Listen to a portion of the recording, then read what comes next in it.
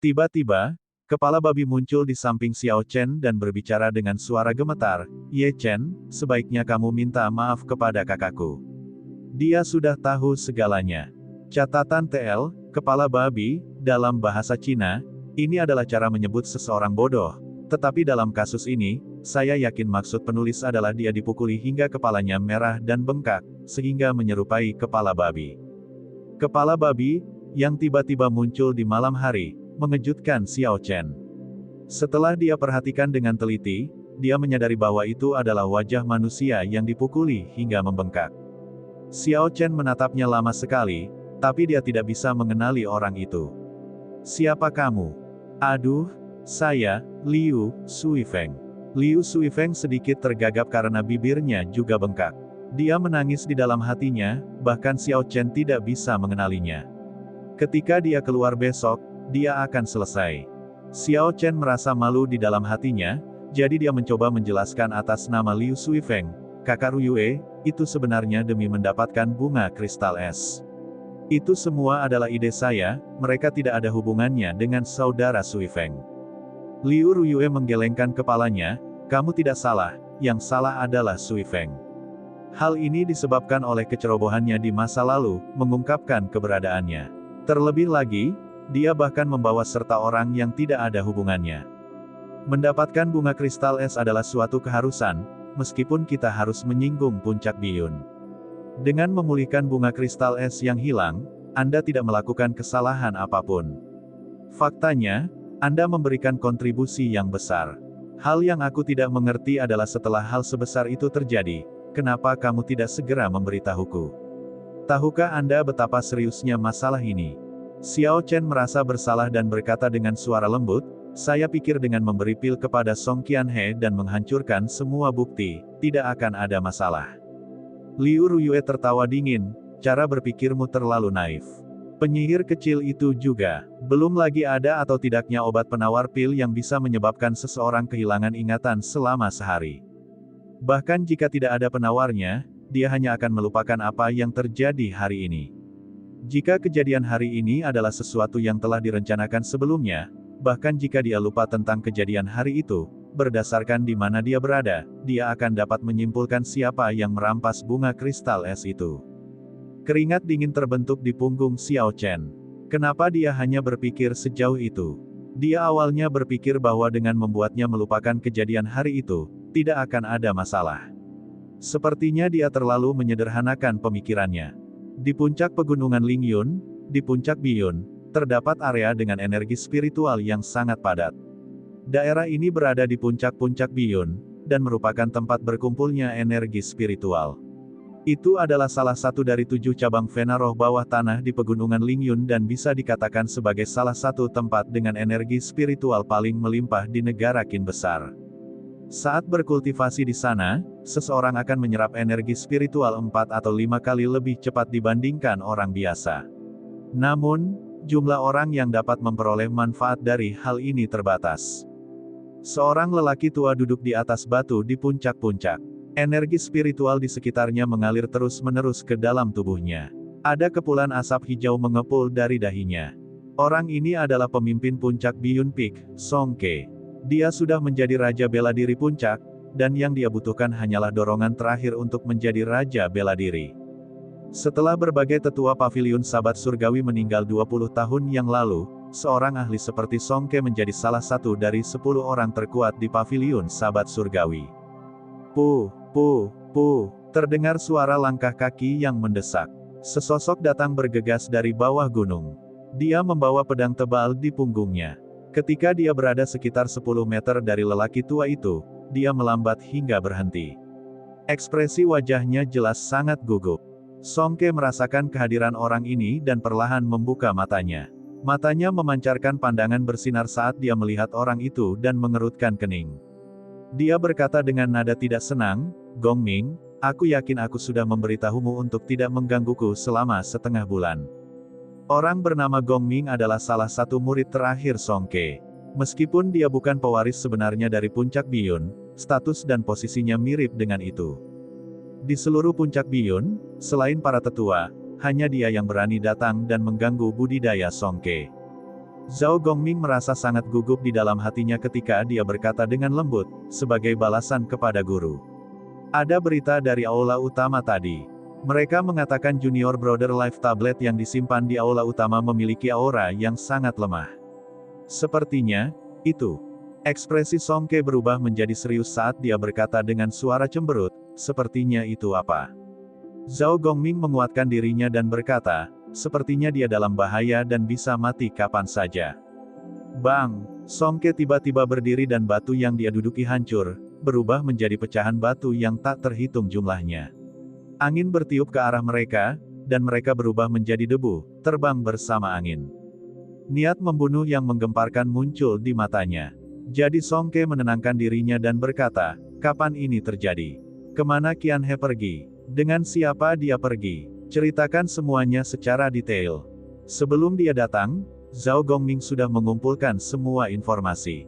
Dia segera mulai menceritakan secara sistematis, memberikan semua rinciannya.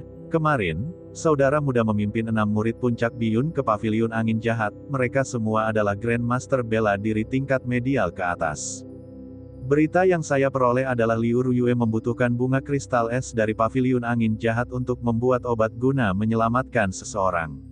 Saya tidak tahu bagaimana saudara muda mendengar berita ini, tetapi dia memimpin sekelompok orang untuk bergegas ke paviliun angin jahat di depan mereka.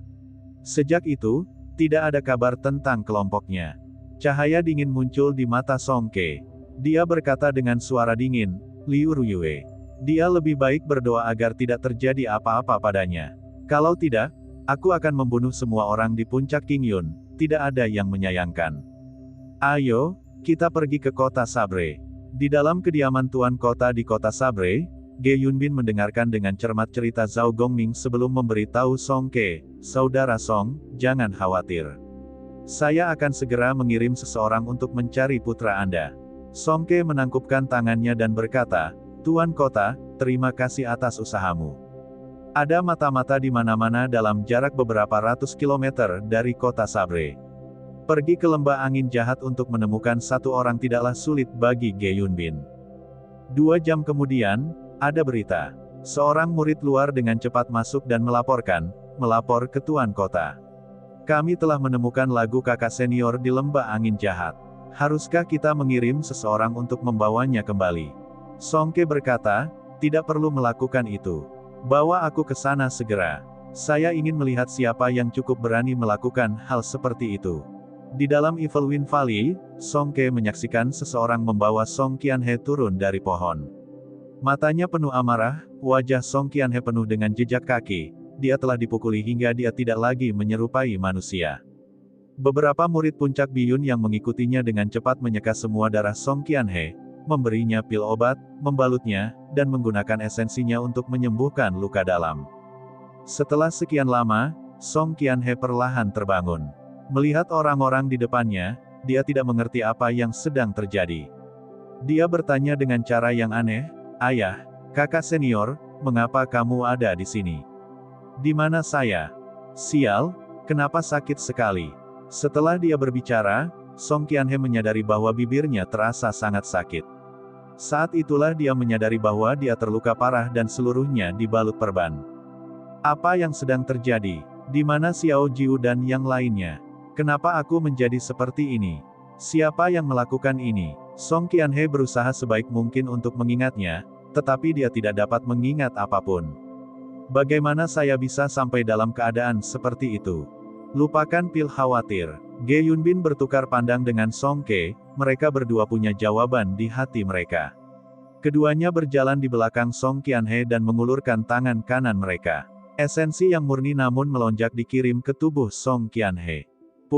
Esens berenang dengan cepat di tubuh Song Qianhe. Segera, ia menemukan energi obat menetap di dantiannya. Keduanya tiba-tiba mengerahkan kekuatan secara bersamaan. Song Qianhe membuka mulutnya dan memuntahkan cairan hijau pucat ke tanah. Ge Yunbin menarik tangannya dan berkata, jika 1 hari lagi telah berlalu, energi obat dari pil lupakan khawatir akan meresap sepenuhnya. Pada saat itu, bahkan jika Martial Sage datang, itu akan sia-sia. Karena putramu sekarang aman, aku akan pergi dulu. Hanya ada 1 orang di paviliun sahabat surgawi yang memiliki pil lupakan khawatir. Masalah penyerangan Song Qianhe sangatlah rumit, itu melibatkan politik internal Paviliun Sabre Surgawi. Ge Yunbin tidak ingin melibatkan diri dalam masalah seperti itu dan segera pergi. Song Ke tidak menghentikannya, dia berkata, saya berhutang budi pada Tuan Kota. Saya akan membayarnya kembali di masa depan. Setelah Ge Yunbin memimpin orang-orang dari kota Sabre pergi, Song Qianhe teringat semua yang terjadi kemarin. Matanya terbakar kebencian saat dia berkata, Ye Chen, aku akan memastikan kamu menjalani hidup yang lebih buruk daripada kematian. Di puncak Qingyun, sejak Xiao Chen terbangun di malam hari, dia tidak tidur sama sekali. Di sampingnya ada Liu Suifeng dengan kepala babi di pundaknya. Kak, ini tidak seserius yang kamu kira. Liu Ruyue tertawa dingin, saya pikir Anda telah sepenuhnya tersihir oleh wanita itu dan kehilangan semua kecerdasan Anda. Tunggu saja, sebelum hari berakhir, masyarakat puncak Biyun pasti akan datang ke sini. Xiao Chen merasa sedikit khawatir, bagaimanapun juga, sebagian besar dari ini adalah idenya. Dia berkata, Elder Sister Ruyue, jika orang-orang itu benar-benar datang, salahkan saja saya. Jika yang terburuk menjadi yang terburuk, saya akan meninggalkan Paviliun Sabre Surgawi dan melarikan diri. Liu Ruyue tersenyum ketika mendengar ini. Wajah menawannya menunjukkan ekspresi hangat, tidakkah kamu ingin belajar mendengarkan pedang dan berkomunikasi dengannya? Xiao Chen tercengang saat mendengar ini. Selama hari-hari ini, ketika dia ada waktu luang, dia bertanya di sekitar Paviliun Pedang Surgawi dan mendapatkan pemahaman yang lebih baik tentang mendengarkan pedang dan berkomunikasi dengannya. Dia menyadari bahwa jika dia ingin belajar mendengarkan pedang dan berkomunikasi dengannya tanpa memilikinya secara bawaan, hal itu hampir mustahil. Liu Ruyue mengambil lunar Shadow Saber dari tangan Xiao Chen dan menariknya dengan suara, Huang Dang. Ada sinar dingin pada bilah pedang, dan busur listrik melonjak di atasnya. Dia mengarahkan pedangnya ke arah langit dan sinar matahari menyinari bilahnya. Cahaya samar yang mengalir dan bentuk pedang yang ramping saat ini dipenuhi dengan keindahan yang tak terbatas. Liu Ruyue melihatnya dengan serius, bergumam pada dirinya sendiri, itu pasti karena pedang ini. Apakah kamu akan pergi dan menyerah untuk membuka segel pedang ini? Xiao Chen memikirkan Ao Jiao yang tersegel dalam pedang. Dia merasa sedikit putus asa. Jika dia tidak belajar mendengarkan pedang dan berkomunikasi dengannya, mungkin saja dia tidak akan pernah bisa melepaskan Ao Jiao dari segelnya. Kamu tidak perlu khawatir tentang masalah puncak Biyun. Saya sudah mengatakan ini sebelumnya, yang salah adalah Sui Feng, bukan Anda. Anda telah memberikan layanan yang luar biasa. Saya hanya marah karena Anda bahkan tidak mau berdiskusi dengan saya setelah hal besar seperti itu terjadi. Kakak Ruyue, Xiao Chen merasa kata-kata itu tersangkut di tenggorokannya, dia tidak bisa mengatakan apa yang ingin dia katakan. Liu Ruyue tersenyum cerah, wajahnya yang cantik seperti bunga. Dia seperti peri di gunung, dipenuhi pesona tertentu, berhenti bicara. Aku sudah memaafkanmu. Ingatlah untuk tidak melakukan ini lagi. Saya akan meminjam lunar shadow Anda untuk hari ini. Weng, Liu Ruyue mengayunkan pedang bayangan bulan ke udara, dan pedang itu mulai berdengung tanpa henti. Tiba-tiba, ia mengeluarkan cahaya listrik yang kuat, itu seterang matahari dan sangat mempesona. Inti iblis Raja Wali Guntur peringkat 6 dalam pedang itu segera menembus batasannya. Aura yang setara dengan puncak Raja Bela Diri segera meluas tanpa hambatan. Gulungan guntur yang menusuk datang dari pedang itu, seolah-olah ada Raja Wali Guntur yang keluar dari pedang itu, sambil berteriak dengan marah. Riak yang terlihat meluas ke udara. Xiao Chen dan Liu Suifeng, yang berada di belakang Liu Ruyue, bisa merasakan tekanan yang sangat besar. Rasanya seperti ada beban 10.000 ton di pundak mereka, sungguh menyakitkan. Ini adalah senjata roh peringkat surga tingkat tinggi. Liu Suifeng berseru dengan takjub. Itu adalah senjata roh peringkat surga tingkat tinggi yang sebenarnya, dan itu baru saja menjadi senjata sub ilahi. Selama ratusan tahun terakhir, belum ada kemunculan senjata roh peringkat surga.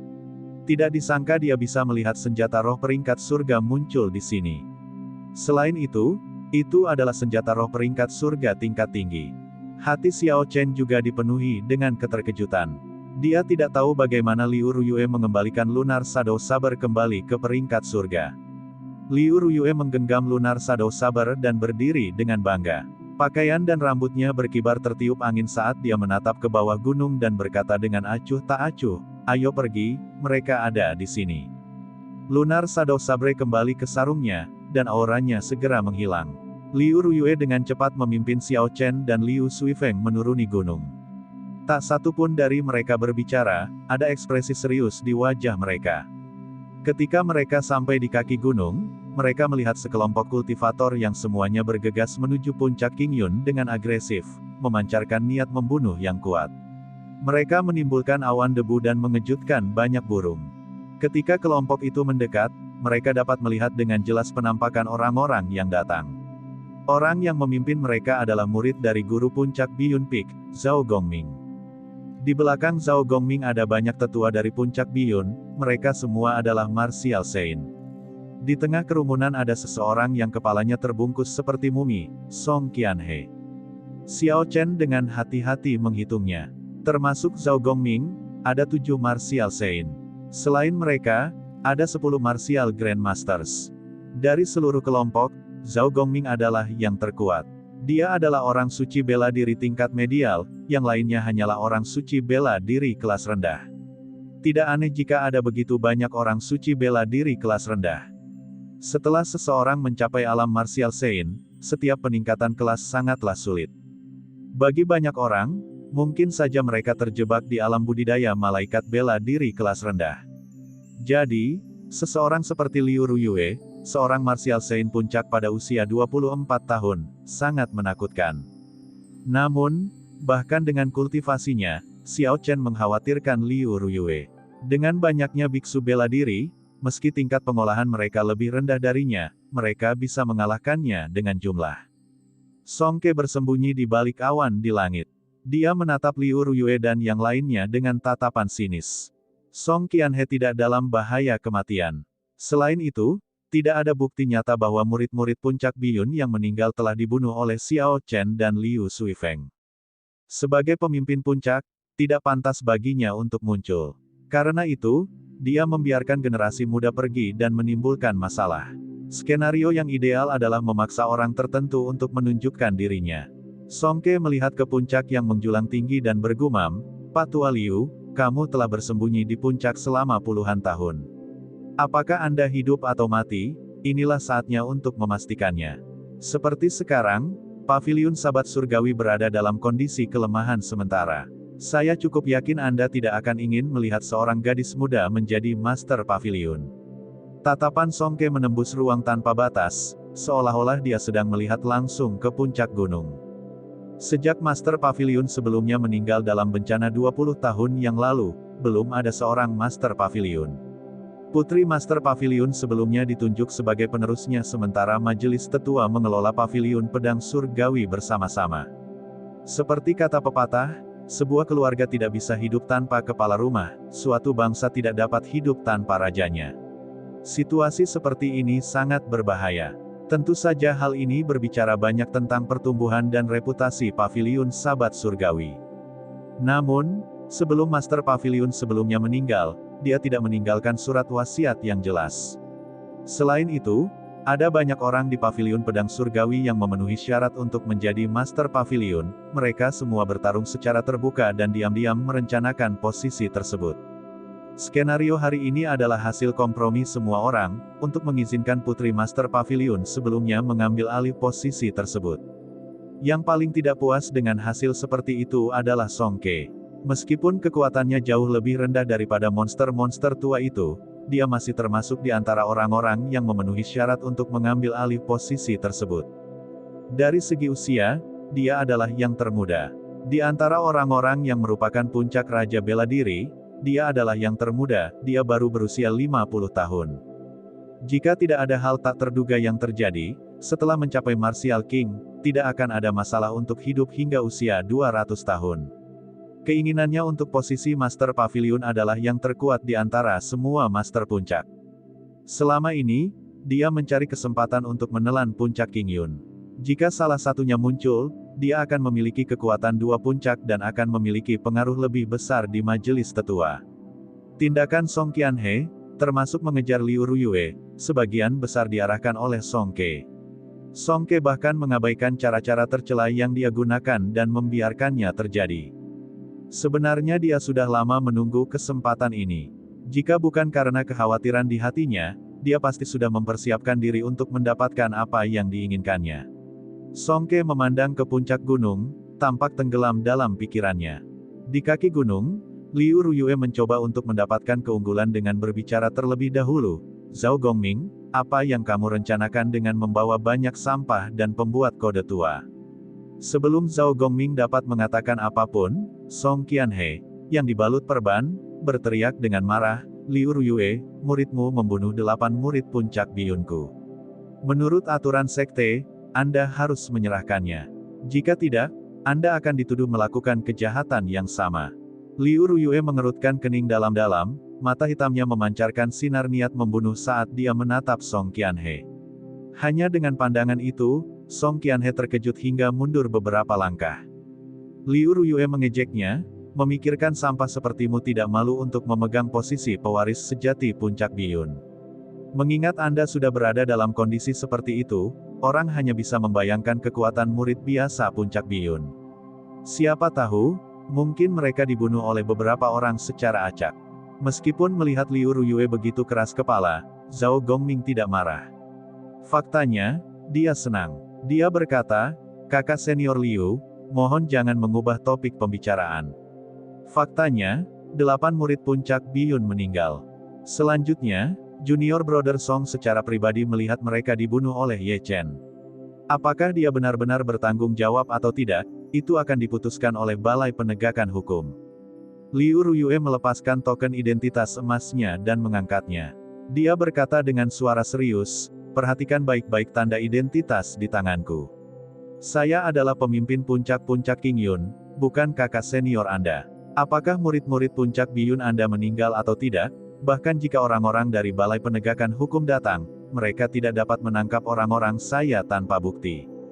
Zhao Gongming tertawa dingin, puncak Qingyun hanya memiliki 1 murid, dan kamu masih berani menggunakan statusmu untuk menekanku. Liu Ruyue tersenyum. Dia terlihat sangat cantik, menyebabkan semua orang yang melihatnya terpesona. Bahkan jika hanya ada 1 orang di puncak Qingyun bukanlah sesuatu yang bisa diolok-olok oleh sampah sepertimu. Segera setelah dia berbicara, Liu Ruyue terbang ke depan, meninggalkan bayangan. Dia langsung muncul di hadapan Zhao Gongming. Zhao Gongming tidak panik, sebaliknya, dia merasakan kegembiraan. Bahkan jika tidak ada bukti, selama Liu Ruyue mengambil tindakan pertama dan melukai seseorang, itu akan membenarkan tindakan mereka saat ini. Namun, dia segera ditempatkan pada kondisi di mana dia tidak bisa lagi tersenyum. Ada cahaya cemerlang saat pedang bayangan bulan digambar dengan suara, Huangdang. Aura inti iblis peringkat 6, setara dengan puncak Raja Bela Diri, menyelimutinya. Dengan kekuatannya sebagai medial grade martial Sein, napasnya menjadi cepat dan dangkal di hadapan aura yang melonjak. Gerakan aslinya yang halus menjadi tersentak-sentak. Zhao Gongming menyerah untuk menghunus pedangnya saat dia dengan cepat memaksa tubuhnya mundur dengan cepat. Namun, serangan pedang ini terlalu cepat. Selain itu, langkah ini telah memanfaatkan kekuatan senjata roh peringkat surga. Pedang itu menciptakan luka panjang di bagian depan Zhao Gongming. Lukanya tidak dalam, tapi darah muncrat, mewarnai bagian depan kemejanya menjadi merah. Setelah pertarungan dimulai, 7 orang suci bela diri yang tersisa memulihkan akalnya dan dengan cepat menyerang Liu Ruyue. Ini adalah pertarungan antara martial Sein, martial Grandmasters tidak dapat ikut campur. Sabre Qi terbang kemana-mana, sosok-sosok melintas. Xiao Chen dan yang lainnya hanya bisa melihat beberapa sosok buram. Area pertarungan semakin besar. Kadang-kadang terdengar teriakan keras. Seorang biksu bela diri kelas rendah puncak biyun berteriak dengan sedih saat lengannya terkoyak. Semua orang benar-benar marah, Liu Ruyue tanpa ampun dengan serangannya. Dia mempertaruhkan nyawanya untuk mengambil nyawa mereka. Ketika mereka meninggalkan luka pada dirinya, dia akan segera membalas dengan 10. Dia hanya maju terus, tidak pernah mundur. Meminjam kekuatan senjata roh peringkat surga, Liu Ruyue tidak menderita kerugian apapun. Sebaliknya, 8 biksu bela diri dari puncak biyun menjadi semakin bingung saat mereka bertarung semakin lama. Kadang-kadang, lengan seseorang dipotong, atau seseorang kehilangan sebagian besar dagingnya. Ada beberapa aliran pedang Qi yang terbang tanpa pandang bulu ke arah Xiao Chen dan Liu Suifeng. Xiao Chen menggunakan telapak tangannya sebagai pedang dan mengeksekusi menggambar pedang. Terdengar suara keras dan pedang Qi menghilang ke dalam ketiadaan. Liu Suifeng berkata dengan cemas, "Ye Chen, apa yang harus kita lakukan? Bahkan jika Kak menang, dia akan terluka parah. Sisi lain masih memiliki 10 martial grandmaster yang belum bergerak. Kami bukan tandingan mereka. Jangan terburu-buru." Saya mencoba berpikir. Tentu saja, Xiao Chen memikirkan masalah yang sama yang disebutkan Liu Suifeng. Dia mengarahkan pandangannya pada Song Qianhe, yang berada di tengah kerumunan, sambil berpikir secepat yang dia bisa. Song Qianhe menatap Liu Ruyue dengan dingin. Dia tidak merasa terganggu dengan jatuhnya korban dalam pertarungan tersebut. Selain Zhao Gongming, orang suci bela diri kelas rendah lainnya telah terjebak di ranah budidaya mereka selama bertahun-tahun. Tujuannya mengirim mereka sebenarnya adalah untuk mengirim mereka mati. Para elit sejati dari puncak Biyun belum datang. Bahkan jika mereka semua mati, dia tidak akan merasakan sakitnya. Puncak Biyun mampu menanggung kerugian, tidak seperti puncak Qingyun, yang hanya memiliki Liu Ruyue.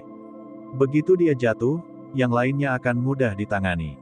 Senjata roh peringkat surga, sepertinya operasi ini akan gagal. Haruskah aku bergerak? Song Ke menyaksikan pertarungan di bawah dari dalam awan. Dia sedikit mengernyit dan tidak bisa mengambil keputusan. Di bawah, Liu Ruyue memanfaatkan celah pertahanan salah satu Sein bela diri kelas rendah. Dia menggunakan Lunar Shadow Sabre untuk langsung menembus jantung orang itu. Tangan kanannya gemetar saat esens yang melonjak mengalir melalui lengannya ke pedang. Ledakan. Terjadi ledakan keras, dan tubuh orang tersebut hancur berkeping-keping. Darah muncrat ke langit, lalu turun perlahan seperti hujan. Ketegasan dan sifat berdarah dingin Liu Ruyue membuat semua kultivator di sekitarnya gemetar. Meskipun mereka tidak takut mati, ketika mereka melihat cara mati yang begitu mengerikan, mau tak mau mereka merasakan ketakutan yang mendalam. Dia terlalu kejam, dia tidak memiliki pertimbangan sedikit pun, membunuh atas kemauannya sendiri. Apakah dia benar-benar tidak takut dengan aturan paviliun sahabat surgawi? Semua orang pasti bertanya-tanya. Memanfaatkan momen ketika perhatian semua orang teralihkan, Liu Ruyue tidak berhenti, dan dia menyapukan pedangnya, membelah seorang Sein bela diri kelas rendah menjadi dua. "Anda, Liu Ruyue, jangan berlebihan!" Zhao Gongming berteriak ketika dua orang suci bela diri kelas rendah langsung mati mengenaskan di tangan Liu Ruyue. Liu Ruyue menjawab dengan menjadi lebih ganas dalam serangannya. Dia menggenggam pedang itu dengan kedua tangannya, seluruh tubuhnya berlumuran darah. Dia tampak seperti iblis gila, seperti roh jahat yang keluar dari dasar neraka, sama sekali mengabaikan semua lukanya. Kakak, mata Xiao Chen memerah saat dia mengepalkan tangan kanannya erat-erat, kukunya menancap dalam-dalam ke dalam dagingnya, mengakibatkan darah mengalir keluar. Dia tidak ingat kapan terakhir kali dia marah seperti ini. Sungguh penuh kebencian. Memikirkan aku benar-benar membiarkan seorang wanita melindungiku dengan putus asa, hati Xiao Chen berdarah. Song Qianhe dari puncak Biyun, bahkan jika aku dikejar sampai ke ujung dunia oleh paviliun pedang surgawi, aku, Xiao Chen, bersumpah akan mencincang tubuhmu menjadi 10.000 keping. Penghinaan hari ini akan terbayar 10 kali lipat di masa depan. Setelah langsung menjatuhkan dua orang, situasinya mulai menguntungkan Liu Ruyue. Lukanya masih bertambah, tapi dia tidak pingsan. Wajahnya berlumuran darah, itu terlihat sangat menakutkan. Para martial Sein yang tersisa mulai menjadi pengecut, gerakan mereka menjadi sangat hati-hati dan hati-hati, berusaha melindungi diri mereka sendiri. Namun, hal ini menyebabkan mereka mati lebih cepat. Liu Ruyue mengabaikan luka di tubuhnya dan menyerang dengan sembarangan, mengambil nyawa untuk setiap serangan yang menimpanya. Puci, seseorang berhasil menyebabkan luka panjang pada Liu Ruyue. Darah muncrat saat martial Sein lainnya mengejarnya dari belakang. Liu Ruyue mengabaikan orang di belakangnya. Dia menyambut serangan yang masuk dan menikam Sein martial kelas rendah. Esensinya tiba-tiba melonjak, menyebabkan orang ini meledak berkeping-keping. Serangan orang di belakang meninggalkan luka lain di tubuh Liu Ruyue. Liu Ruyue sepertinya tidak bisa merasakannya, tangan kirinya meraih senjata orang itu, dan dia berbalik untuk melancarkan serangan pedang, menciptakan hembusan angin kencang saat dia melakukannya. Di tengah tatapan mengerikan semua orang, dia memenggal kepalanya. Segera, hanya Zhao Gongming yang tersisa berdiri. 7 martial saint yang tersisa semuanya tergeletak di tanah. Mereka mati tanpa mayat utuh, tidak satu pun dari mereka yang utuh sepenuhnya. Darah mengalir kemana-mana, bau busuk menyebabkan seseorang merasa mual. Catatan TL, orang Tiongkok percaya bahwa jika seseorang mati tanpa mayat utuh, mereka tidak dapat berpindah ke tempat berikutnya dan bereinkarnasi. Melihat pemandangan seperti neraka di depannya, tangan kanan Zhao Gongming, yang memegangi tangannya, pedang, sedikit gemetar. Dia berpikir, Liu Ruyue ini terlalu kejam. Kejam terhadap dirinya sendiri dan terlebih lagi terhadap musuh-musuhnya. Haruskah aku terus mempertaruhkan nyawaku di sini bersamanya? Saya tidak seperti orang-orang tua ini, saya masih memiliki banyak potensi yang belum dimanfaatkan. Saya telah mencapai budidaya Saint Martial kelas medial pada usia 30 tahun. Masa depan saya cerah, masih ada lagi yang bisa saya lakukan. Zhao Gongming memiliki semua pemikiran ini di dalam hatinya. Lama-kelamaan, pikiran-pikiran ini seperti air yang tumpah, sekali dicurahkan tidak dapat diambil kembali. Liu Ruyue ingin mempertaruhkan nyawanya, tetapi mengapa aku, Zhao Gongming, harus mempertaruhkan nyawaku? Ini konyol. Liu Ruyue tersenyum dingin, dia bisa mengetahui apa yang dipikirkan Zhao Gongming dengan satu pandangan. Dia dengan santai menyeka darah dari wajahnya dan menggenggam gagang pedangnya lagi. Darah di tangannya mengalir di sepanjang pedang, menetes ke tanah. Bilah hitam dari Lunar Shadow Sabre diwarnai merah. Itu terlihat seperti pedang darah, terlihat sangat jahat. Membunuh. Liu Ruyue berteriak, dan niat membunuh yang menggemparkan melonjak dan menekan Zhao Gongming. Tubuhnya berubah menjadi seberkas bayangan putih buram di udara. Lunar Shadow Sabre menjadi liar dengan aktivitas listrik, terus-menerus berderak, itu sangat cemerlang, sangat mempesona. Zhao Gongming memandang Liu Ruyue yang bergegas ke arahnya. Dia mengatupkan giginya saat dia mengirimkan seberkas cahaya pedang dengan pedangnya untuk menyambutnya. Sosok keduanya terus berubah di udara dengan kecepatan tinggi. Awalnya penonton masih bisa melihat dua sosok buram. Pada akhirnya, kecepatan mereka menjadi semakin cepat, mereka hanya bisa melihat dua bayangan putih bergerak terus-menerus. Ada juga cahaya yang sesekali dikeluarkan oleh listrik. Suara gemerincing logam yang saling beradu terdengar tanpa henti. Sabre Qi terbang kemana-mana, dengan kacau. Beberapa batu yang dihantamnya langsung pecah berkeping-keping. Area di sekitar pertarungan segera berubah menjadi reruntuhan. Bang! Tiba-tiba, sesosok tubuh jatuh dari langit. Hati Xiao Chen berdebar kencang. Dia segera melihat dan menemukan bahwa itu adalah Zhao Gongming sebelum menghela napas sedikit lega. Ledakan. Liu Ruyue turun dari langit dan menginjak dada Zhao Gongming dengan keras. Tubuh Zhao Gongming yang sudah terluka menjadi semakin terluka. Dia merasakan sesuatu yang manis sambil memuntahkan seteguk darah. Zhao Gongming mendarat dengan keras di tanah dengan suara keras. Dia terus menatap Liu Ruyue, yang semakin dekat dengannya, tatapan penuh ketakutan. Bahkan sampah sepertimu berani mengejek puncak King Yunku karena tidak memiliki siapapun. Liu Ruyue melangkah di depannya, tapi dia tidak bergerak. Niat membunuh yang samar datang dari langit dan mengunci dirinya. Selama dia melakukan satu gerakan, dia akan menerima serangan dahsyat. Liu Ruyue memandangi sepetak awan di atasnya, bibirnya melengkung membentuk senyuman mengejek. Matahari terbenam menyinari dirinya dengan cahaya merah, membuatnya tampak sedih. Hal lama, apakah kamu tidak malu setelah bersembunyi begitu lama? Liu Ruyue berteriak dan segera menghunus pedang kecil di pinggangnya. Pedang itu berputar cepat di tangannya, menyebabkan angin kencang bertiup kencang. Itu menimbulkan banyak debu, Xiao Chen tidak bisa menahan diri untuk tidak menyipitkan mata.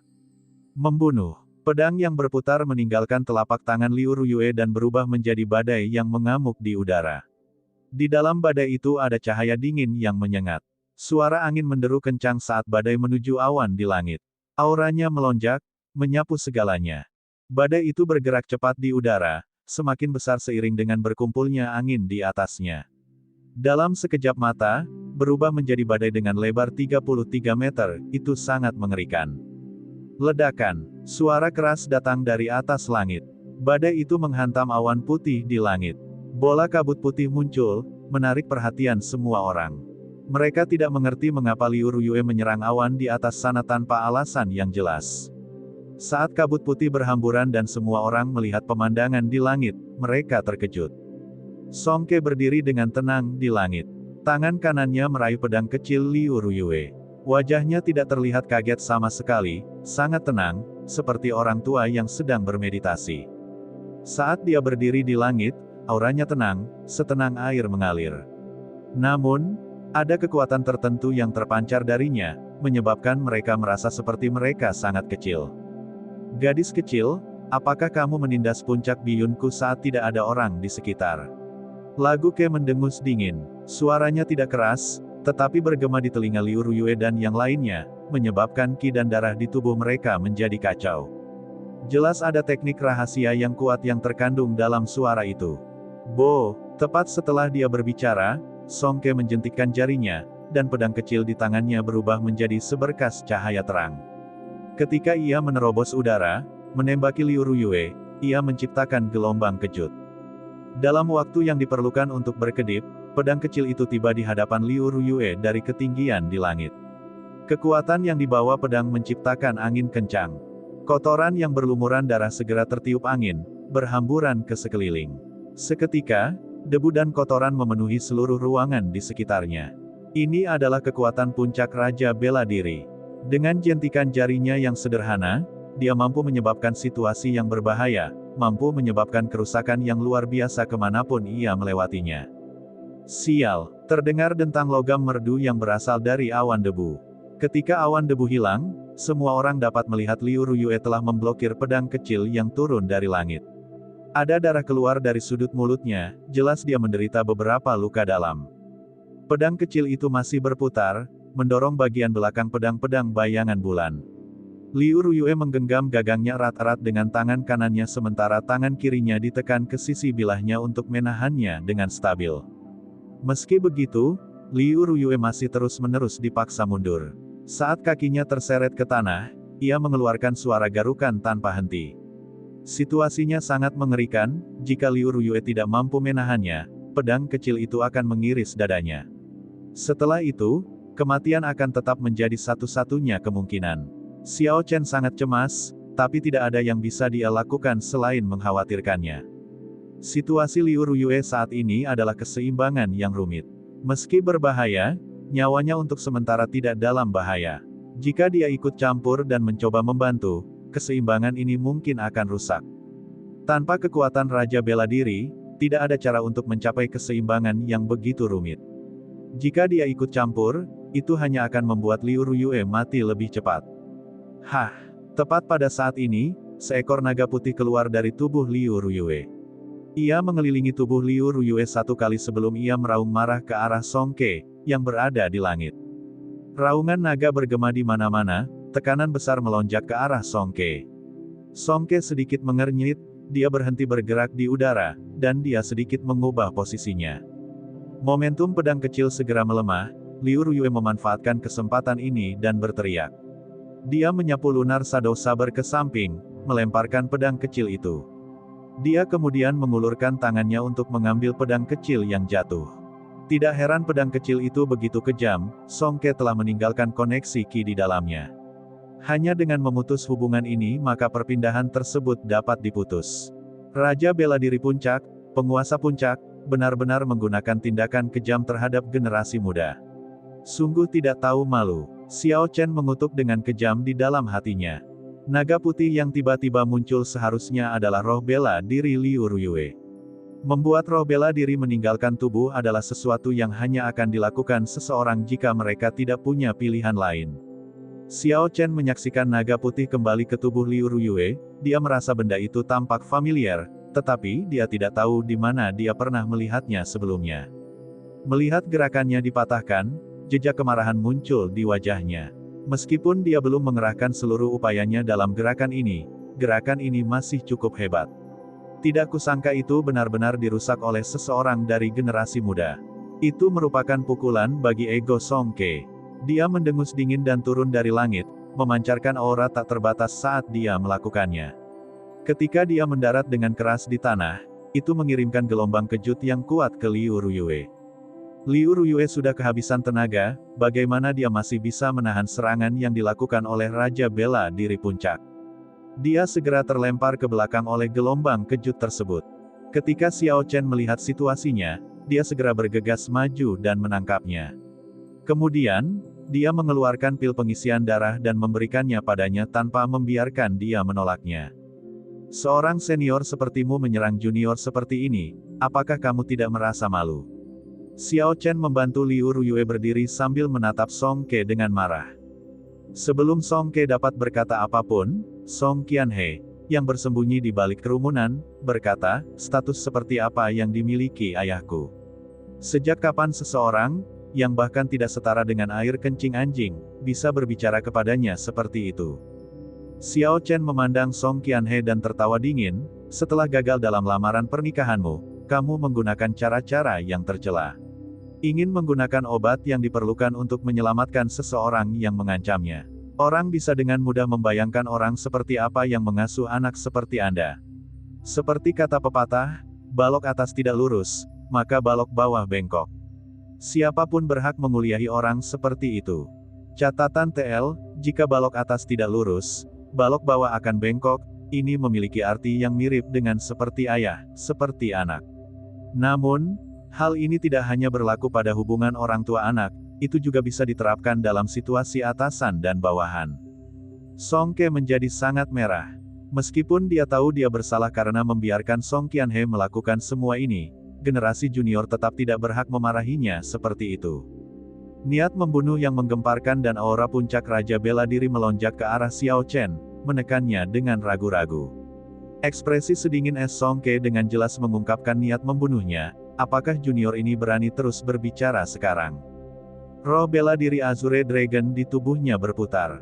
Xiao Chen merasakan tekanan pada tubuhnya berkurang secara signifikan. Dia menatap Song Ke tanpa rasa takut dan berteriak dengan keras, kamu tidak mendapat kehormatan sebagai senior dan tidak memiliki rasa malu. Anda tidak memiliki rasa kesopanan, keadilan, integritas, atau kehormatan. Aku menyebutmu bajingan tua, terus. Xiao Chen mengucapkan kata-kata ini dengan mengetahui bahwa dia mungkin akan mati sebagai akibatnya. Raja Bela Diri Puncak bahkan tidak membutuhkan 1/10 dari kekuatannya untuk membunuh Xiao Chen. Laki-laki harus punya ambisi, laki-laki ada karena harga diri dan ambisi mereka. Jika dia tetap diam, mengingat lawannya mengabaikan statusnya, menggunakan kekerasan untuk menindas tuannya, dan bahkan menyerang Liu Ruyue, yang sudah terluka parah, akan menjadi pria seperti apa dia. Dia mungkin sudah mati. Ekspresi Song Ke berubah sangat dingin, sudah lama sekali, sejak dia menjadi pemimpin puncak, seseorang berani memarahinya seperti itu. Itu bahkan dari martial grandmaster yang tidak penting. Lidah yang tajam, apakah kamu tidak takut melukai dirimu sendiri? Matilah. Tepat setelah dia berbicara, Song Ke mulai menjadi kabur, dan dia bergerak ke arah Xiao Chen dengan lancar seperti air mengalir. Kemanapun dia lewat, rasanya seperti ada sungai yang mengalir. Darah di tanah sebenarnya sudah dibersihkan semuanya. 3 gambar awan yang mengalir. Xiao Chen berbicara pada dirinya sendiri. 3 gambar awan mengalir yang dieksekusi Song Ke benar-benar seperti berjalan di atas awan dan air mengalir, itu tidak lamban sama sekali. Tampaknya sangat alami dan berkualitas tinggi, seperti sungai yang mengalir deras, sehingga seseorang tidak dapat merasakan bahaya apapun. Jika itu terjadi 1 hari yang lalu, Xiao Chen pasti tidak akan bisa memblokirnya. Song Ke telah mencapai tingkat kemahiran tertentu dengan 3 gambar awan yang mengalir. Namun, Xiao Chen memahami keadaan kesempurnaan seperti air di hutan kemarin. Dia sudah mendapatkan pemahaman tentang kesempurnaan seperti air yang belum dicapai Song Ke. Xiao Chen melemparkan Liu Ruyue dengan lembut ke Liu Suifeng. Dia menenangkan dirinya dan melakukan yang terbaik untuk memikirkan kembali keadaan yang dia masuki kemarin.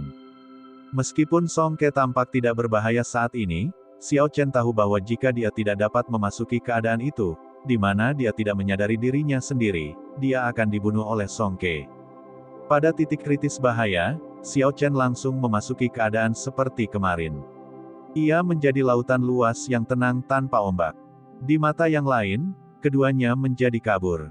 Yang satu tampak seperti sungai yang mengalir tanpa henti, yang lainnya adalah lautan tenang tanpa gelombang. Ledakan. Saat aliran sungai dan lautan bertemu, terjadilah gelombang kejut yang mengamuk yang menyebar ke sekeliling, itu seperti percikan air yang tak terhitung jumlahnya.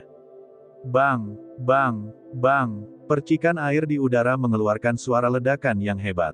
Itu seperti ombak yang mengamuk di lautan badai, tak berujung dan memekakkan telinga, itu sangat megah. Songke mundur 3 langkah, merasa sangat terkejut di hatinya.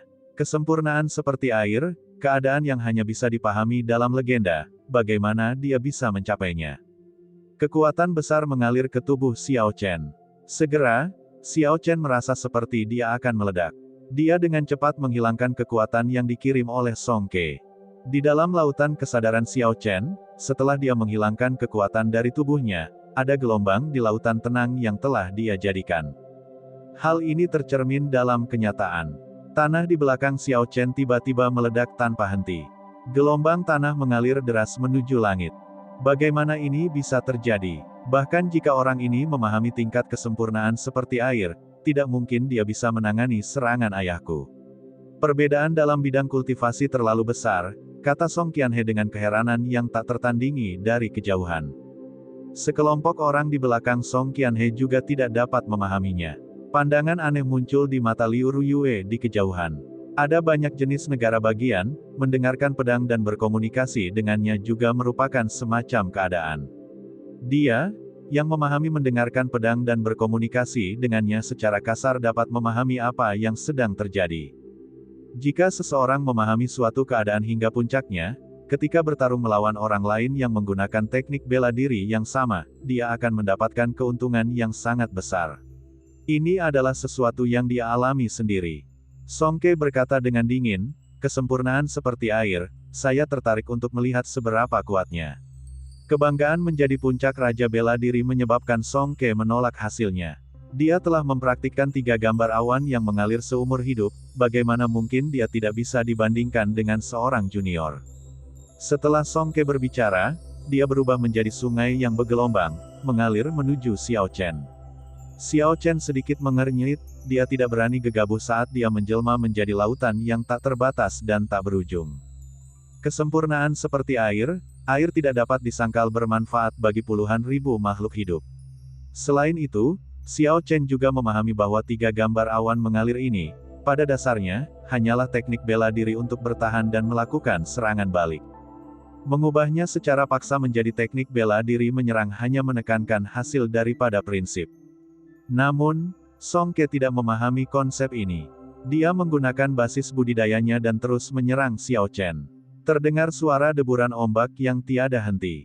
Bahkan udara di sekitarnya mulai bergetar. Setelah itu, terjadi serangkaian ledakan terus-menerus di udara. Masyarakat sekitar tidak berani mendekat, mereka semua mundur ke belakang. Ombak yang mengepul sangat deras menimbulkan gelombang besar di permukaan laut yang tenang. Suara deburan ombak yang deras cukup menggemparkan. Xiao Chen seperti perahu kecil yang hanyut mengikuti angin di lautan. Dia terombang-ambing oleh ombak, seolah-olah dia akan ditelan olehnya. Namun, berkali-kali perahu kecil ini tidak terbalik, ia hanya hanyut bersama ombak, terguncang. Songke mundur sekali lagi. Dia sudah menyerbunya ratusan kali menggunakan kekuatan besar. Dia sepertinya hampir tidak bisa meledakkan Xiao Chen setiap saat. Namun, dia selalu gagal. Kali ini, dia benar-benar kehilangan kesabaran, tatapan yang sangat tidak sabar muncul di matanya. Tangan kanannya bergerak, dan pedang tebal yang bersinar dengan cahaya dingin muncul di tangannya. Niat membunuh Songke perlahan meluas, dia tidak pernah merasa ingin membunuh seseorang seperti yang dia rasakan sekarang. Selain itu, dia biasanya tidak mau repot-repot melihat master kelas bela diri kelas rendah. Potongan pembelah gunung, istirahatlah untukku, teriak Lagu Ke. Cahaya pedangnya menjadi tertahan, tidak ada pertunjukan yang mencolok. Namun, ia membawa aura yang menghancurkan bumi saat ia memotong dengan kuat ke arah Xiao Chen. Lautan tak berbentuk yang menjadi tempat Xiao Chen langsung pecah. Omong kosong. Ye Chen dalam bahaya. Liu Ruyue berteriak ketakutan dan ingin membantu ketika dia melihat Songke telah meninggalkan menggunakan 3 gambar awan yang mengalir. Namun, ketika dia mengedarkan esensinya sedikit, dia tidak bisa menahan muntah seteguk darah. Wajah Liu Ruyue berlumuran darah. Dia mengungkapkan ekspresi penuh ketidakpuasan. Matanya merah saat dia menatap Song Ke dengan marah. Akhirnya, sepertinya dia telah membuat keputusan, dia menggenggam lunar Shadow Sabre dengan tangan kanannya. Xiao Chen tiba-tiba membuka matanya dan mengeluarkan cahaya terang. Dia menyaksikan Song Ke yang secepat kilat berlari ke arahnya, serta pedang pemecah gunung. Dia mengerti, jelas di dalam hatinya, dia tidak akan bisa memblokir pedang ini. Jika dia ingin menjadi seperti belalang yang mencoba menghentikan kereta, maka dia akan menjadi seperti seekor semut yang mencoba menggoyangkan pohon, dia akan dipotong menjadi dua dan mati tanpa mayat utuh. Catatan TL, belalang sembah yang mencoba menghentikan kereta berarti melakukan hal yang mustahil. Seekor semut yang mencoba mengguncang pohon berarti melebih-lebihkan dirinya sendiri. Jadi arti kalimat ini adalah, jika dia ingin melakukan hal yang mustahil, dia akan melebih-lebihkan dirinya sendiri, dia akan segera dipotong menjadi dua dan mati tanpa mayat utuh. Namun, Xiao Chen tidak berencana memblokirnya. Dengan sekejap sosoknya, Kaisar Bel Timur muncul di atas kepalanya, entah dari mana. Setelah beberapa saat, itu berubah menjadi lonceng tembaga besar. Untuk beberapa alasan yang tidak diketahui, Ki Kuning tua di Kaisar Bel Timur tidak dapat digunakan lagi. Xiao Chen dengan tegas menutupi dirinya dengan bel tembaga. Hanya dengan berpikir, Kaisar Bel Timur segera jatuh ke tanah dengan gong yang keras, menutupi seluruh Xiao Chen. Song Ke tersenyum dingin sementara tangannya terus bergerak. Kamu berniat menggunakan harta karun rahasia untuk memblokir gerakan kekuatan penuhku. Naif sekali. Ledakan. Serangan kekuatan penuh dari puncak Raja Bela Diri menghantam Kaisar Bel Timur dengan keras. Gong yang merdu bergema dari lonceng Kaisar Timur, bergema di udara. Setelah itu, di tengah tatapan kaget semua orang, pemimpin puncak Biyun, seorang Raja Bela Diri puncak, bangkit kembali dengan cepat seperti bola meriam. Namun, cepatnya dia datang, dia dua kali lebih cepat saat dia bangkit kembali. Song Ke merasakan kidan darahnya melonjak saat dia merasakan sesuatu yang manis di mulutnya, seolah dia akan muntah darah. Song Ke dengan cepat mengedarkan esensnya ke udara, menekan darah yang keluar. Jika dia dipaksa memuntahkan darah oleh Grandmaster bela diri kelas rendah di depan sekelompok junior, dia akan malu setengah mati. Namun, Song Ke tidak menyangka, karena dia saat ini terbang kembali dengan kecepatan tinggi di udara, jika dia tidak mengatur pusat gravitasinya dengan benar, dia akan terguling saat mendarat. Pada saat Song Ke menekan ki dan darahnya serta memulihkan akalnya, sudah terlambat untuk mengubah pusat gravitasinya. Song Ke mendarat lebih dulu dengan suara keras dan terjatuh. Setelah berguling dua kali, Song Ke berteriak dan berdiri sekali lagi. Wajah Song Ke saat ini pucat. Dia merasa sulit untuk percaya bahwa Grandmaster bela diri kelas rendah dapat menyebabkan dia terjatuh ke tanah. Ini bahkan lebih memalukan daripada muntah darah. Song Ke lebih ingin membunuh Xiao Chen daripada sebelumnya. Belum pernah ada orang seperti dia yang bisa membuat Song Ke pusing seperti ini. Sepanjang hidupnya, dia telah membunuh Raja bela diri dalam jumlah yang tidak diketahui jumlahnya dan bertarung dalam berbagai pertempuran sulit. Namun, belum pernah dia berada dalam kondisi yang menyedihkan seperti sekarang. Dia benar-benar lupa tujuannya datang ke sini. Dia hanya ingin mengiris Xiao Chen menjadi puluhan ribu keping untuk menyelesaikan kebencian di hatinya.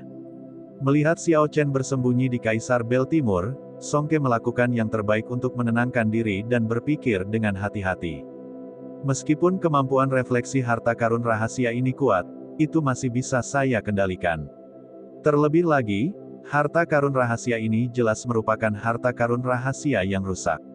Saya hanya perlu memfokuskan kekuatan saya pada satu titik dan memukulnya terus-menerus. Maka saya akan dapat memecahkan harta karun rahasia ini. Begitu Song Ke mengambil keputusan, dia segera melompat ke depan dan menggunakan pedangnya untuk menyerang Kaisar Bel Timur. Sebuah kekuatan besar dipantulkan kembali, tetapi Song Ke telah bersiap kali ini. Dia dengan cepat berputar di udara, dan setelah beberapa saat, dia menghilangkan kekuatan ini menjadi tidak ada. Song Ke terbang kembali ke Eastern Emperor Bel dengan cepat dan menyerang tempat yang dia pukul sebelumnya. Dia mengulanginya terus-menerus, dalam sekejap mata, dia telah memukulnya ratusan kali. Lonceng bergema, berdering terus-menerus, menyebar ke seluruh paviliun sabre surgawi dengan deras. Ketika banyak murid dalam paviliun sabat surgawi mendengar dering itu, mereka merasa itu aneh. Mereka semua menuju ke asal suara karena penasaran. Meskipun Xiao Chen bersembunyi di Kaisar Bel Timur, dia merasa sangat tidak enak badan. Dering yang menggema hampir menyebabkan gendang telinganya pecah. Semua organ dalamnya berputar, dia bahkan tidak bisa muntah ketika dia mau. Setelah menyerangnya ratusan kali dengan pedang, retakan kecil akhirnya muncul di Kaisar Lonceng Timur. Ekspresi kegembiraan muncul di wajah Song Ke. Tubuh Song Ke tiba-tiba terangkat tinggi ke udara, dia langsung melompat ribuan meter. Dia ingin memberikan serangan terakhir, menghancurkan bel sialan ini secara menyeluruh dan menyeret Xiao Chen keluar untuk mencincangnya menjadi beberapa bagian. Xiao Chen merasa aneh ketika deringnya tiba-tiba berhenti. Dia dengan hati-hati menggunakan rasa spiritualnya untuk memeriksa situasinya. Dia segera menemukan ada celah di belnya. Dia tidak bisa menahan rasa takut. Jika Kaisar Bel Timur ini benar-benar hancur, dia tidak akan mampu memblokir satu gerakan pun Song Ke dengan tingkat kekuatannya yang sebenarnya. Sudahlah, karena bagaimanapun juga aku akan mati, sebaiknya aku mempertaruhkan segalanya dalam hal ini. Ketika Xiao Chen melihat Song Ke jatuh dari langit, tatapan tegas muncul di matanya. Lonceng Kaisar Timur tiba-tiba naik ke udara. Xiao Chen memegang bagian bawah Kaisar Bel Timur dan berteriak, melemparkannya ke Song Ke yang mendekat. Song Ke merasakan keterkejutan di hatinya. Dia telah menyerang Kaisar Bel Timur. Dia melihat Xiao Chen tidak bereaksi dan mendapatkan momentum. Dia berpikir, aku hanya perlu menyerang sekali lagi dan aku bisa mengeluarkan Xiao Chen dari sana. Namun, dia tidak menyangka Xiao Chen akan mengangkat bel dan bergegas ke arahnya. Sebelum tubuhnya yang turun dengan cepat bereaksi, dia dihancurkan oleh Xiao Chen dengan suara keras. Kemampuan reflektif yang sangat besar menyebabkan Song Ke ditampar seperti lalat. Dia memuntahkan seteguk darah dan mendarat di tanah. Murid dalam yang mendengar dering itu bergegas melihat pemandangan yang tidak dapat dipercaya ketika mereka tiba.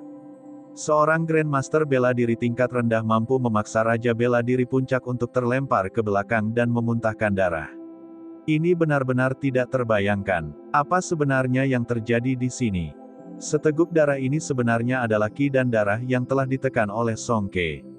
Sejak serangan pertama, Song Ke belum menghilangkan kekuatan pantulan Kaisar Bel Timur. Song Ke mengandalkan budidayanya untuk menekannya dengan paksa. Dia telah memukul lonceng Kaisar Timur hampir 1000 kali, kekuatan yang dia tekan di tubuhnya sudah mencapai tingkat yang mengerikan. Jika dia terus menekannya dalam waktu lama, itu akan menyebabkan beberapa kerusakan tersembunyi di tubuhnya. Karena itu, dia memuntahkan seteguk darah. Sebenarnya Song Ke sekarang merasa sangat baik dan nyaman. Namun, meski tubuhnya kini tenang, hatinya dipenuhi rasa frustasi. Song Ke melihat kerumunan yang bergegas tanpa henti dan rasanya seperti sebagian hatinya terpotong. Dia berkata pada dirinya sendiri, sepertinya aku benar-benar kehilangan reputasiku kali ini. Seorang master puncak seperti saya sebenarnya dipaksa ke dalam kondisi yang menyedihkan oleh seorang junior. Lelucon yang luar biasa. Seperti kata pepatah, dia memutuskan untuk mematahkan tongkatnya karena terjatuh.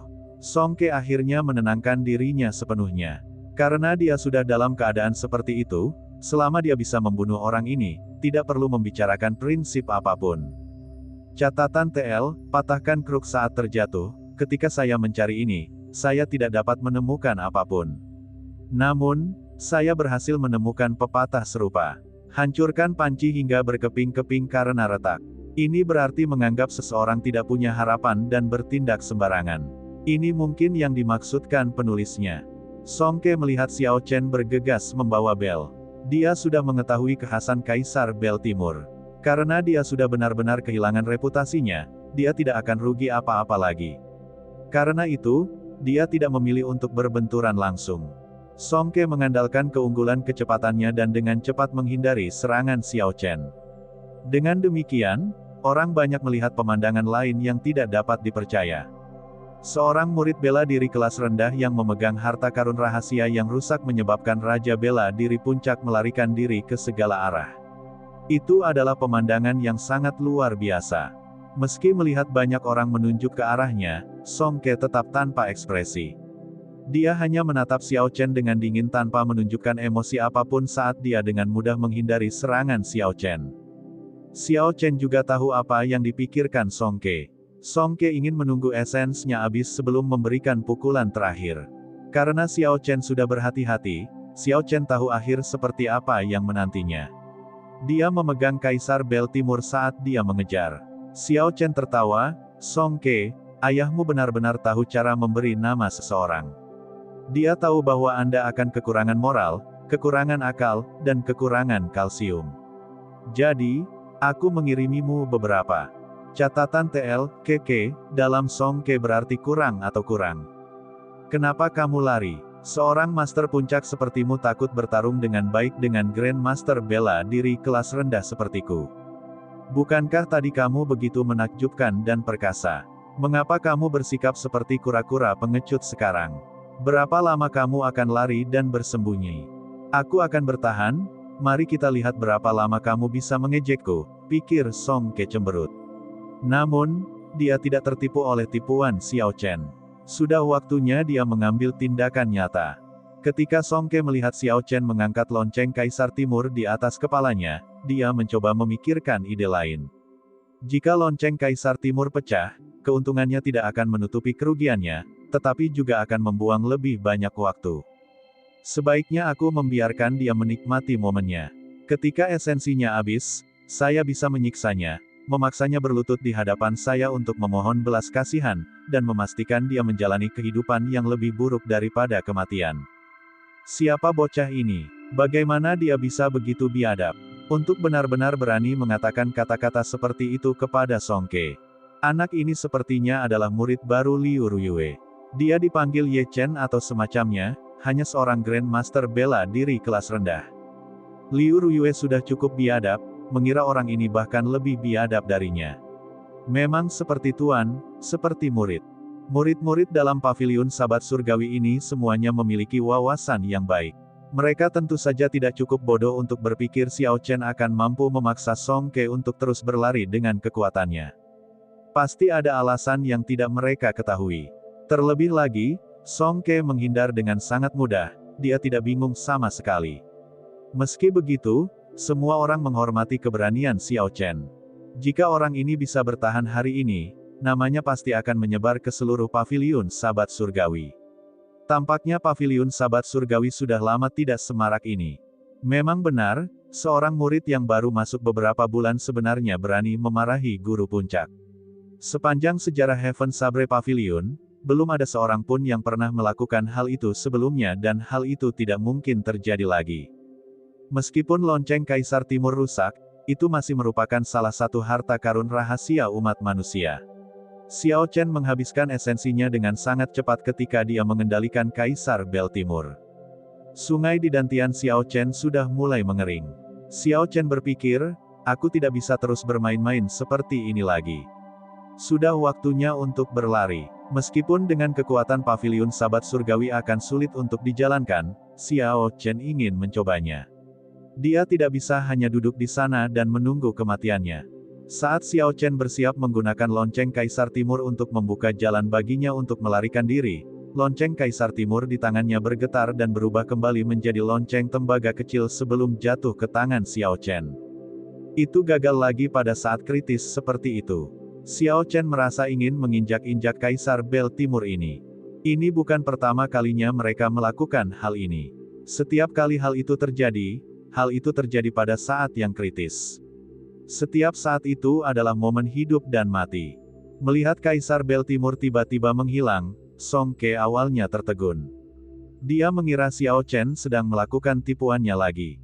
Ketika dia melihat Xiao Chen melarikan diri ke belakang, akalnya kembali. Dia akhirnya tidak tahan lagi. Song Ke tidak bisa menahan tawa keras ke arah langit, bajingan kecil. Mari kita lihat kemana kamu bisa lari. Xiao Chen mengeksekusi Azure Dragon Cloud Soaring Art secara ekstrim. Sosoknya sepertinya telah berubah menjadi naga banjir yang membumbung tinggi, terbang di sepanjang tanah. Sayangnya, perbedaan dalam bidang budidaya terlalu besar. Meskipun dia memiliki teknik gerakan peringkat surga, kecepatannya tidak sebanding dengan puncak Martial King. Ada kilatan cahaya putih dan Song Qianhe muncul di belakang Xiao Chen, mengangkat kakinya untuk menendang. Itu menembus udara, mengeluarkan suara ledakan yang kuat, mendarat di punggung Xiao Chen dengan keras. Xiao Chen memuntahkan seteguk darah dan jatuh ke tanah lebih dulu. Tubuhnya tergelincir ke depan terus-menerus. Song Ke sebenarnya telah mengendalikan kekuatan tendangan ini ke tingkat yang sesuai, dia tidak ingin Xiao Chen mati terlalu cepat. Kalau tidak, tendangannya ini bisa segera menghancurkan organ dalam Xiao Chen. Berlari, terus berlari, lari untukku. Kemarahan yang terus ditekan Song Ke selama ini kini dilepaskan dalam ledakan. Dia memiliki ekspresi menyeramkan di wajahnya saat dia berjalan tanpa tergesa-gesa ke arah Xiao Chen.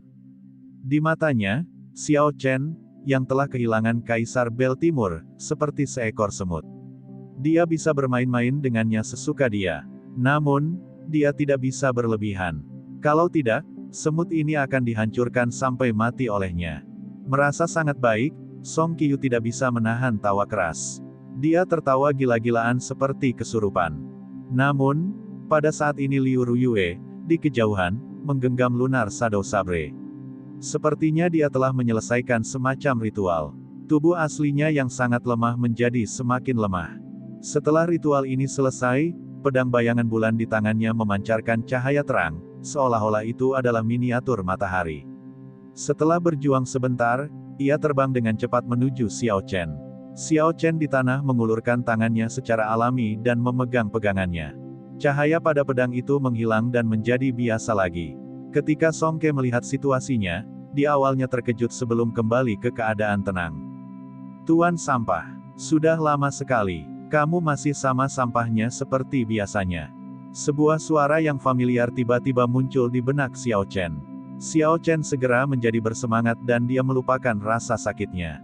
Dia berseru dengan heran, "Ao Jiao, apakah itu kamu? Apakah itu kamu? Apa kamu di sana? Apakah itu benar-benar kamu?" Xiao Chen menanyakan pertanyaan yang sama padanya 3 kali, terlihat jelas betapa bersemangatnya dia. Suara familiar itu terdengar sekali lagi, "Ini hanya waktu yang singkat dan kamu tidak dapat mengenali suaraku lagi. Saya merasa sangat terluka. Terlebih lagi, orang yang membangunkanku sebenarnya adalah seorang wanita kecil. Tidak kusangka aku berpikir bahwa aku akan dapat melihatmu begitu aku bangun." Setelah diverifikasi tanpa keraguan, Xiao Chen sangat gembira. Namun, ketika dia mendengar suara Ao Jiao, pertanyaan langsung muncul. "Mengapa kamu menyegel dirimu saat itu? Tahukah kamu, aku?" Sebelum Xiao Chen selesai, dia disela oleh Ao Jiao, "Tidakkah kamu ingin memiliki senjata sub ilahi?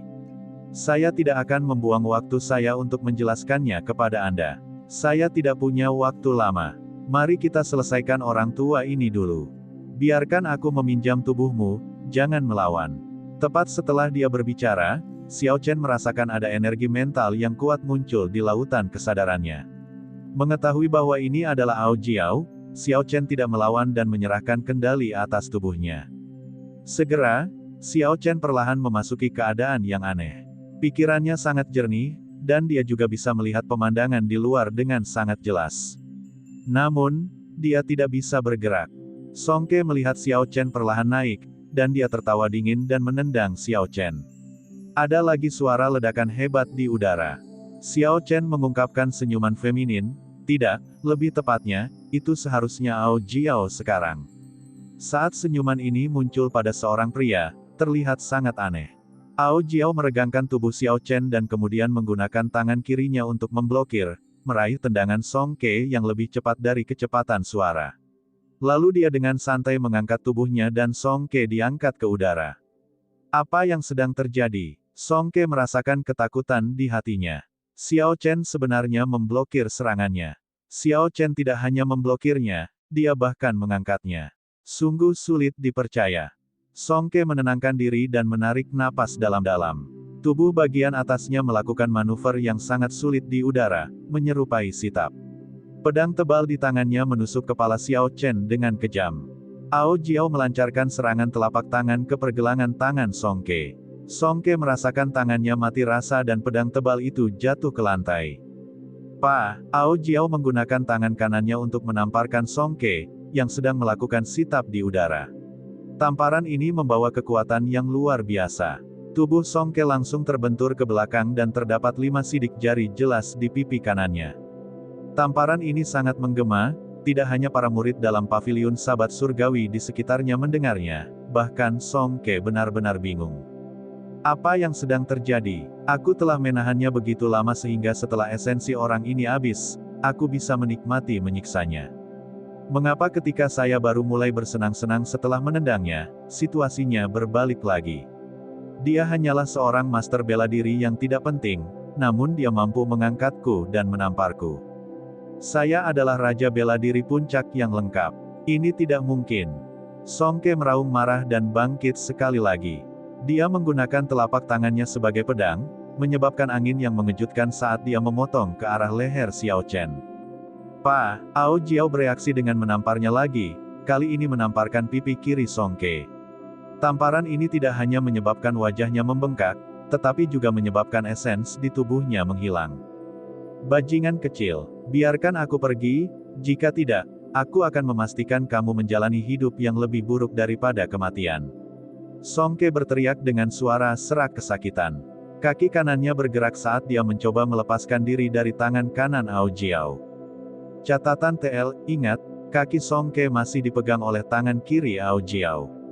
Dia tidak melepaskannya ketika dia dipukul mundur. Bayangkan sebuah bola pimpong yang diikatkan pada dayung. Namun, ibu jari Ao Jiao menekan telapak kaki Song Ke di tempat yang aneh. Akibat dari hal ini adalah esens yang melonjak di tubuhnya tidak dapat mengalir ke meridian di kaki kanannya. Ao Jiao mendengus dingin, kamu masih berani membalas, kurang ajar. Tangan kanannya terus-menerus menamparkan Song Ke. Otaknya terombang-ambing seperti ombak di laut, berguncang ke kiri dan ke kanan terus-menerus. Wajahnya bengkak seperti balon, dia sangat menyedihkan. Segera, di kaki gunung, rahang semua orang terbuka lebar. Mereka melihat pemandangan itu dengan tidak percaya. Yang terdengar hanyalah suara tamparan yang datang tanpa henti dari kaki gunung. Puci, Song Ke akhirnya tidak tahan lagi dan hendak muntah seteguk darah. Ao Jiao menunjukkan ekspresi jijik dan mengangkat tangan kirinya, mengangkat Song Ke ke udara dan menghindari darah. Bang! Terdengar suara keras saat Ao Jiao memegang Song Ke seperti sepotong kayu dan membantingnya ke tanah dengan keras. Bang! Bang! Bang! Ao Jiao dengan bercanda mengangkat Song Ke dan kemudian membantingnya ke sisi kiri, lalu ke kanan. Kecepatannya semakin cepat, dalam sekejap mata, dia telah membantingnya ke bawah beberapa kali.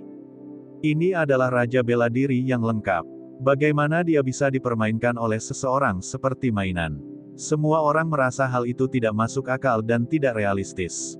Namun, ada beberapa orang yang berhati-hati dalam mengamatinya. Mereka menemukan bahwa bukan karena Song Ke menjadi lebih lemah tetapi karena Xiao Chen menjadi lebih kuat. Xiao Chen sekarang seperti orang yang berbeda jika dibandingkan sebelumnya, kekuatannya sekarang tidak terduga. Apakah itu karena pedang? Seseorang berkata dengan nada tidak yakin, akhirnya seseorang telah menemukan inti masalahnya. Sangat mungkin, ada kemungkinan bahwa beberapa sosok kuat disegel di dalam pedang dan dilepaskan oleh mendengarkan pedang dan berkomunikasi dengan Liu Ruyue.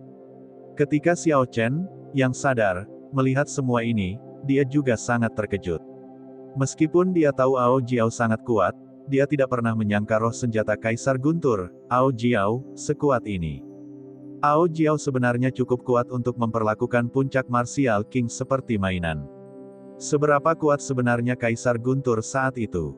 Pertarungan yang menggemparkan seperti apa yang bisa menyebabkan dia terpaksa menemui jalan buntu. Ledakan. Saat Xiao Chen sedang berpikir, tubuh Song Ke tiba-tiba mengeluarkan cahaya yang kuat. Dia segera berubah menjadi pedang panjang yang mengeluarkan cahaya terang.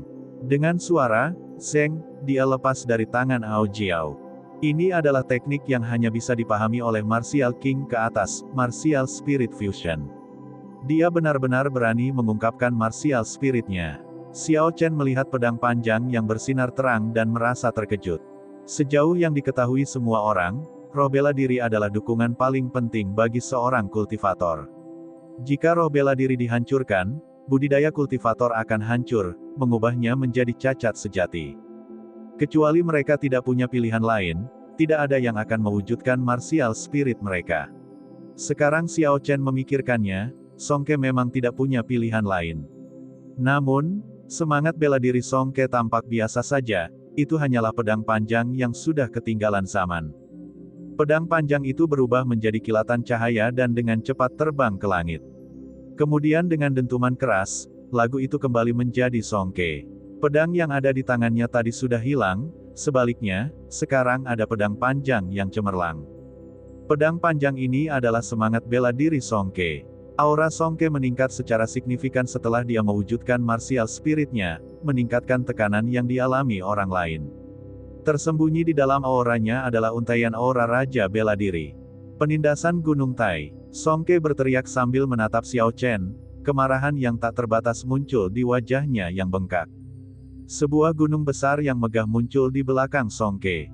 Ada banyak sekali bunga dan hutan di atasnya, tertutup oleh tanaman hijau. Ketika seseorang melihatnya dengan cermat, mereka bahkan dapat menemukan beberapa burung dan binatang di dalam gunung. Fenomena misterius ini ternyata bisa mewujud menjadi makhluk hidup. Xiao Chen memandangi gunung besar yang dengan cepat jatuh ke arah kepalanya. Dia merasa sangat terkejut, dan dia tidak tahu bagaimana Ao Jiao akan menghadapinya. Seolah-olah memang ada gunung yang menekan ke tanah. Para pembudidaya di sekitarnya merasakan tekanan yang sangat besar, seolah-olah gunung besar itu menekan kepala mereka. Mereka segera lari ke segala arah. Ekspresi Ao Jiao tidak berubah, bahkan dia menunjukkan senyuman tipis. Dia mengulurkan tangan Xiao Chen dan pedang bayangan bulan yang tertancap di tanah kembali ke tangannya. Gemuruh. Saat Ao Jiao memegang Lunar Shadow Sabre lagi, langit menjadi gelap. Awan gelap yang tak terhitung jumlahnya bergulung, menutupi langit dan menghalangi matahari, itu benar-benar menghalangi sinar matahari. Di dalam awan gelap, guntur berderak. Seketika, ratusan ribu sambaran petir muncul. Petir merobek langit yang gelap, seperti 10.000 kuda yang berlari kencang. Ia memiliki aura keagungan yang tak terbatas saat menerangi langit yang gelap, menjadikannya sangat cemerlang. Semua listrik berkumpul di Ao Jiao dan langsung menghilang, sekelilingnya menjadi gelap lagi. Semua ini terjadi dalam sekejap, sehingga masyarakat sekitar merasa bahwa hal tersebut tidak nyata. Menggambar pedang. Sementara kerumunan masih bertanya-tanya apakah yang baru saja mereka lihat itu nyata, Lunar Shadow Saber meledak dengan cahaya yang menusuk. Ribuan sambaran petir yang berkumpul menciptakan lampu listrik yang sangat cemerlang. Itu sangat terang sehingga tidak ada yang bisa melihatnya secara langsung, rasanya seperti jarum menusuk mata mereka. Bang! Saat penindasan Gunung Tai hendak mendarat, Lunar Shadow Saber menghantam dasar gunung yang menjulang tinggi. Terdengar suara ledakan hebat dan gunung megah yang menjulang tinggi itu hancur berkeping-keping. Berdasarkan praktik yang biasa, ketika sebuah fenomena misterius dipecahkan, Songke seharusnya mengalami rebound yang sangat besar. Namun, meski kulitnya menjadi pucat, sepertinya dia tidak menderita luka dalam yang serius. Pegunungan Giok. Pecahan batu gunung membeku di udara sebelum berubah menjadi rangkaian puncak gunung yang tak ada habisnya. Sejauh mata memandang, terdapat pegunungan yang tersebar luas. Pegunungan yang tinggi sangat megah dan megah, pemandangan yang menutupi seluruh daratan sangat indah. Itu adalah pegunungan yang sangat indah, pegunungan Jade. Senyuman tipis di wajah Ao Jiao tidak berubah sama sekali. Terlepas dari penindasan Gunung Tai atau pegunungan Jade, dia berdiri tegak dan sekuat tenaga tanpa bergerak, hanya tersenyum melihat situasinya. Hah! Saat pegunungan hampir selesai terbentuk, Ao Jiao melemparkan pedang bayangan bulan di tangannya ke udara. Dengan suara, "Sua", Lunar Shadow Sabre berubah menjadi Thunder Rock yang besar. Apakah ini inti iblis peringkat 6 di pedang bayangan bulan? Xiao Chen berkata dengan nada tidak yakin sambil melihat ke arah burung Raja Wali Petir di langit. Aura Raja Wali Petir bahkan lebih mengerikan daripada inti iblis peringkat 6. Setelah beberapa saat, Xiao Chen agak heran, ketika dia berkata, "Mungkinkah, apakah itu roh bela diri Kaisar Guntur?" Raja Wali Petir melebarkan sayapnya dan mengeluarkan teriakan yang menggetarkan hati. Cakarnya memancarkan cahaya listrik yang tak terbatas. Lampu listrik berkedip-kedip dan saat ia menggores dengan liar di udara, sebuah ruang gelap gulita muncul. Ruangan itu benar-benar terkoyak olehnya, kegelapan perlahan menyebar. Dalam sekejap mata, pegunungan tak berujung ditelan kegelapan.